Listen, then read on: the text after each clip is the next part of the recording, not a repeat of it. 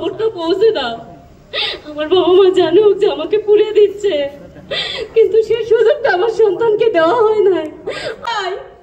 আমাকে কেউ নিয়ে যাও, আমি আমার মেয়েকে দেখতে চাই, আমার মাকে দেখতে চাই, আমার বাবাকে দেখতে চাই, আমার পরিবারকে দেখতে চাই, কিন্তু আমার সন্তানকে সেই সুযোগ দেয় নাই।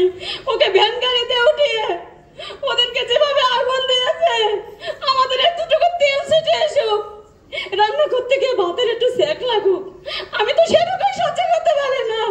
আমার সন্তানের পুরো দেহটাই পুড়ে শেষ করে দিয়েছে। আমার সন্তান কিভাবে সহ্য করেছে? আমার সন্তানকে যখন লাস্ট কথা হলো যে আইডি কার্ড থেকে আমাকে নিয়ে যাও, তখন আমাদের ডক্টর স্যাররা দৌড়ে আসলো, এসে আমাকে বললো খালা সজলকে আসতে বলেন, দেশ স্বাধীন হয়ে গেছে, শেখ হাসিনা পালায়ে গেছে, আপনি সজলকে ফিরে আসতে বলেন। আমি ডক্টর স্যারদের কথা আমি যখন ফোন দিয়েছি, ফোন দিয়ে বলছি যে বাবা তুমি বাসা ফিরে আসার জন্য আমি যখন ফোন দিলাম, দুইবার শুধু 2:55-তে দুইবার শুধু ফোন কেটে দিছে। 3টার পর থেকে অনবরত ফোন হয়ে যাচ্ছে, কিন্তু রিং হয়ে যাচ্ছে, কেউ ফোন ধরতেছে না। আমাদের ডক্টর স্যার আমি যখন অনবরত ফোন দেওয়া শুরু করছি, আমাদের একজন ডক্টর স্যার সোহেব নিয়াজি, উনি ইমার্জেন্সি বিভাগের মেডিকেল অফিসার, উনি আমাকে বললো যে খালা আপনি চিন্তা করেন না, আপনার ছেলে যদি শহীদ হয় সে আপনি তো হবেন সর্বোচ্চ সম্মানকারী মা। আমাদের এক সিস্টার ছিল, সে একই কথাই বললো যে আপনি অনেক সম্মানকারী মা হবেন। কিন্তু আমি কি সম্মান চেয়েছিলাম? আমার তো সন্তানটা শুধু চেয়েছিলাম যে আমার সন্তান আমার কাছে থাকবে।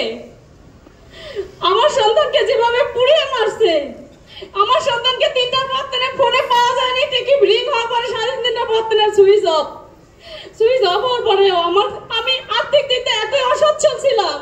আমার সাথে কত হেঁটে হেঁটে যা ভার্সিটি ক্লাস করেছে, হেঁটে হেঁটে যা অফিস করেছে, কারণ আমার যে টাকা ইনকাম ছিল, ওর বাবার যে টাকা ইনকাম ছিল, আমরা খেয়ে দিয়ে বাসা ভাড়া দিয়ে হয়তো বা ছেলে সেমিস্টারে ফি দিতে অনেক কষ্ট হয়েছে। মাংস ভাত খেয়ে থাকছে, কিন্তু আমি এত ডাল ভাত খেয়ে থাকছি। কিন্তু আমার ছেলেটাকে তো আমি দেশের সুনাগরিক হিসেবে গড়ে তুলতে চেয়েছিলাম। আমি কি সেটা পেরেছি?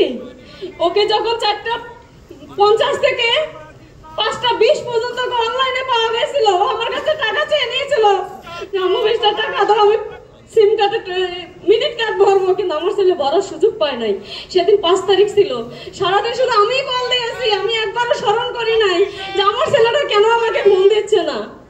কিন্তু ও যে টাকা নিয়েছিল, টাকা ভরতে পারে নাই, না করার কারণে সে ভ্যান গাড়িতে যখন ছিল সে জীবিত অবস্থায় ছিল। ও যখন ফোনটা হাতে নিয়েছে ফেসবুকে কোনো কিছু জানানোর জন্য, লাশের উপরে লাশ যখন উঠায় দিয়েছে, আমার সন্তান তখন লেখার সুযোগটাও হারিয়ে ফেলেছে। তার গায়ে সে শক্তিটাই হয়তোবা ছিল না। আমি যখন আর লাশটা পাই, ওর ফোনটা ওর হাতেই ছিল, কিন্তু পুরে ছাই করে দিয়েছে। ফোনটা কিন্তু ওর হাতেই ছিল, কোনো মৃত লোক তার ফোন হাতে নিতে পারে না। ও কোনো কিছু জানাতে চেয়েছিল, ফেসবুকে জানাতে চেয়েছিল যে আমার মা বাবা জানুক যে আমাদেরকে যে নির্মম ভাবে পুড়িয়ে দিচ্ছে। হয়তো আমার মা বাবা পাগল হয়ে যাবে আমাকে খুঁজতে খুঁজতে।